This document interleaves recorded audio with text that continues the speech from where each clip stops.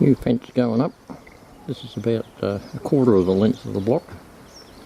It's half of my half to do. It's 2 metres high. All these panel fences come in more or less like little kits. You get all the bits for the top, the sides, and the bottom, and the double-sided Colourbond to go in the panels.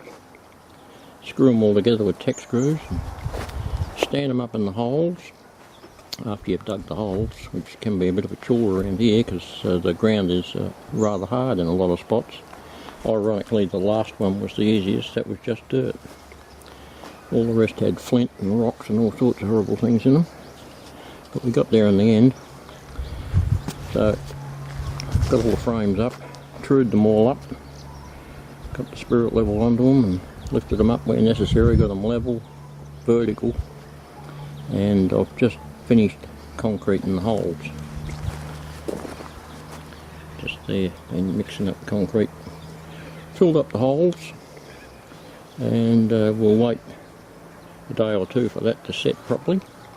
Then we can take all these bits of shoring and blocks underneath out and put the Colourbond panels in them, and we'll have ourselves a fence. Well, it's the next morning and it's time to take all the braces off. The concrete should be nice and set. Let's do that.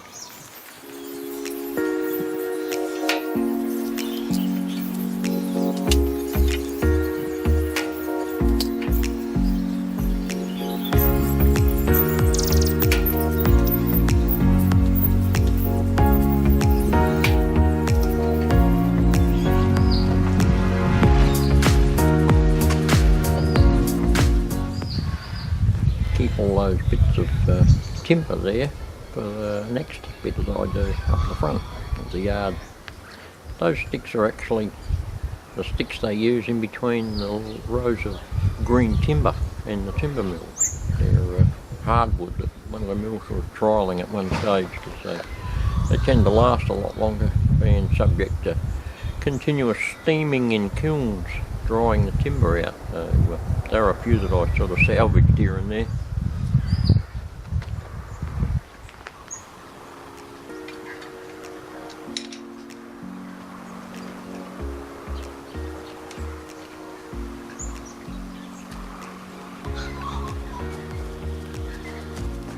I'll put some more of these clamps, those good ones that just slide and pump up like that. They just seem to do the job for everything. They're reasonably expensive. These big ones are about 30 bucks each, but I reckon they're worth every cent of it. You don't need 3 hands when you're trying to put multiple things together. You can just slide these things over it, get it set out a little bit, slide it over and just start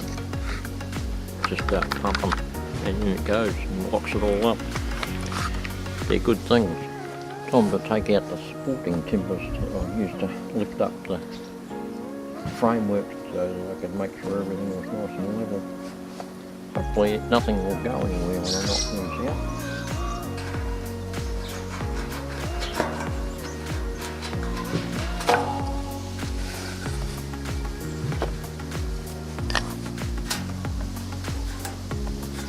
So far so good. Well, the fence seems sturdy enough, so I think we're ready for this stuff.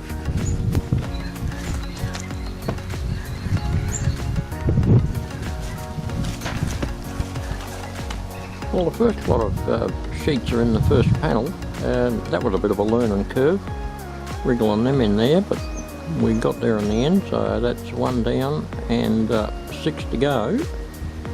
Needless to say, that first one's the hardest. I've got it all sussed out now, I think, so the next one shouldn't take too long. Well, after several days of the wind blowing its guts out, it got calm there the day before yesterday, and I was able to get more panels finished. So today there's virtually no wind, so we just got one to go. So I'll show you the procedure. Take the screws out at one end of the top so that it can lift up. That way we can slot the panels in starting the other end.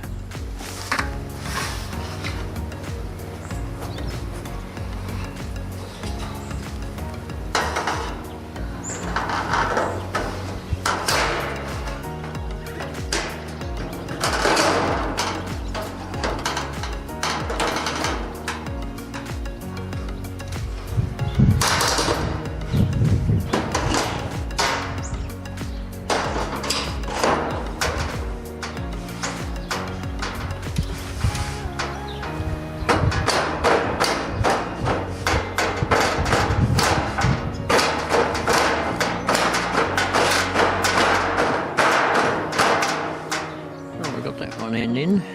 The next is to put this end and then the middle, and then we lift that top bar up and work our way along and slide it all down.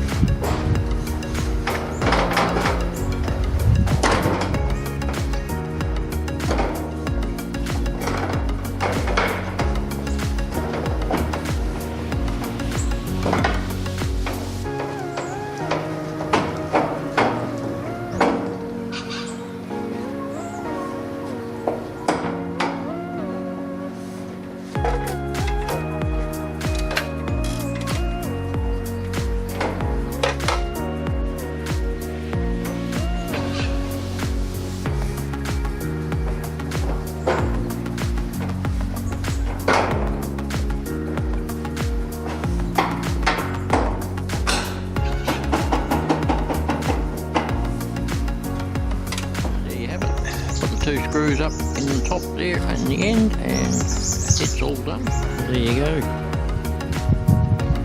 7 panels in place, 2 metres high. That's as high as you're allowed to go here around this area without getting a building permit, so we might as well go maximum. Get maximum privacy, maximum windbreak. So down the track,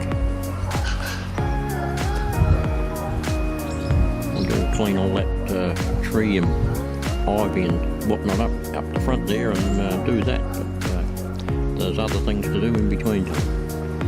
We'll see you on the next building project.